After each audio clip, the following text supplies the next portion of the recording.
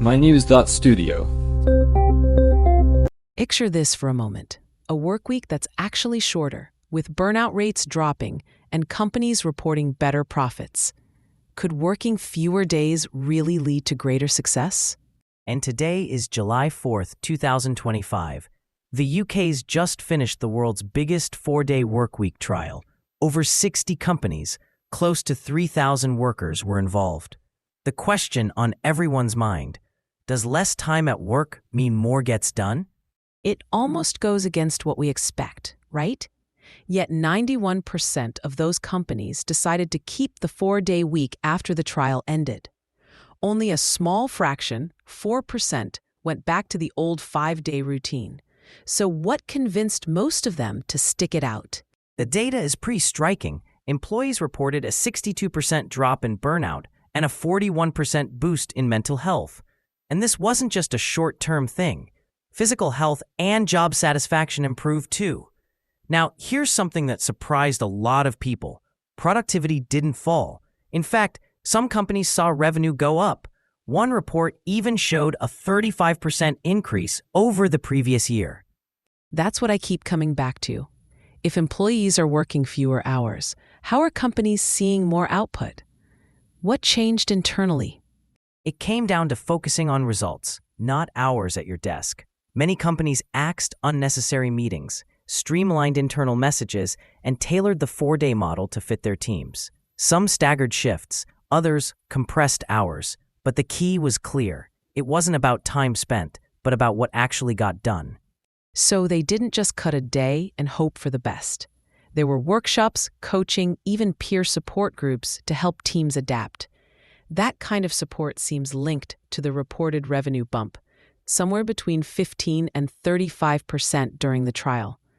But was this mainly a tech industry thing, or did it reach other fields too? It was actually broader than people expected. Nonprofits and professional services workers found more time to exercise. Meanwhile, construction and manufacturing workers saw the biggest drop in burnout. And there's another layer. Women reported even bigger improvements in mental health and job satisfaction. That's a great point. But looking further out, did these benefits last? Are companies still reporting the same improvements months later? They are. Companies that kept the 4-day week have seen staff turnover drop by 32%, revenue up by 15%. Burnout has nearly halved, and more than half of employees say they're more effective at work. Fewer people are calling in sick, hiring's gotten easier, and overall, the work culture feels more positive. With results like that, it's not surprising the idea is spreading. Some firms have moved to flexible models, like a 9-day fortnight. And it's not just the UK. Policymakers in the US and elsewhere are now looking at laws to shorten the standard work week. So, what started as a radical experiment is starting to look like a template. But there's still a question. Will it work everywhere? And how do you measure success? By profit, by employee well-being, or something else? And as more organizations experiment with this, what will it mean for how we think about our time, our productivity, and even our well-being around the world? The UK data suggests it's possible. Burnout, mental health, work-life balance, these aren't just slogans, they're real challenges, and this trial offers a data-backed way forward.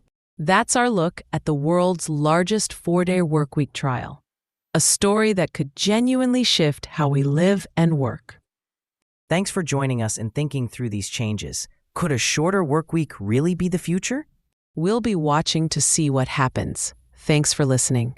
This episode was brought to you by mynews.studio. Give it a try for free.